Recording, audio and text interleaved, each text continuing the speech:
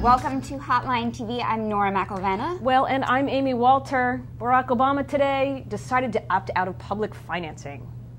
We've made the decision not to participate in the public financing system for the general election. This means we'll be foregoing more than $80 million in public funds during the final months of this election. It's not an easy decision, especially because I support a robust system of public financing of elections. But the public financing of presidential elections, as it exists today, is broken, and we face opponents who become masters at gaming this broken system. All right, well, no one's really surprised by this. Why now? Yeah, why now and why in this form? You know, Right. a very gentle setting. He chose to sort of break the news very easily. But also last night, it comes on the heels of the Republicans raising $20 million and a few 527 ads, and he could, you know, make it look like he's a little bit on the defensive. So You mean it would make him look he was too much on the defensive if he didn't come out proactively? Yeah. And so, you know, they are raising money too. I mean, the real reason obviously is he can raise He's got $1 jillion. Loads of cash. $1 jillion dollars. So yeah, this isn't anything we didn't know, but Yeah, I mean, I think the bigger problem for look, sorry, Russ Feingold, big fan of the show, I know that, but nobody votes on the issue of campaign finance reform. It's nice, it's one of those things that people say that they care about, they're not going to care about it. But what I think happens in this case, which is, one, seeing the campaign today try to defend this decision as one that was defensive and not offensive. Oh, there's all these 527 Swift voters.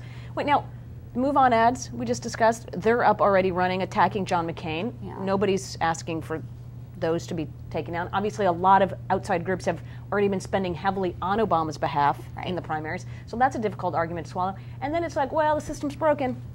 Too bad. I mean, it was the final nail in the system's coffin. Right. You know, obviously the 527s sort of in the last election, you know, sort of dominated. Right. Yeah. The end of campaign finance reform.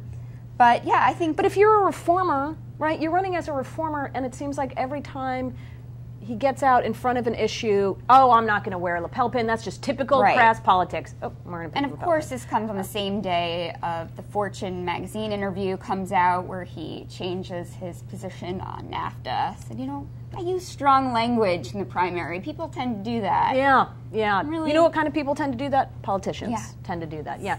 So that makes it harder to do that. That's what we learned today. Yes, that Obama is in fact a politician. Running for office as a politician. I believe that. I know. It's Sorry to break it to you, Obama maniacs. Right. It is true. It is happening. Now, to be fair, obviously, if McCain were in this position, the guy who has been attached to campaign finance reform now for years, do we think that he would have opted into the system if he was the one with the $1 billion lead in financing? You know, if there is a theme this week, it's that attachments don't matter. We saw that yesterday with McCain and drilling, and I think, you know, we continue to see things like this. The flip-flop argument.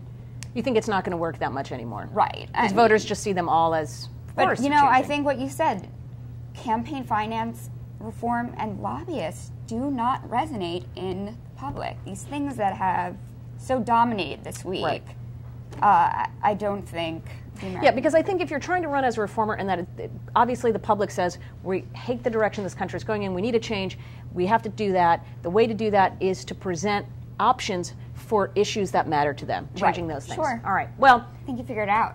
Hello. It's not that hard. I mean, just do that. Like gas prices. Early, I could have figured that out. I'm working on it right now. But for now, I have to go. It's the end of Hotline TV. I'm Amy Walter. And I'm Nora McElvenna. We will see you tomorrow.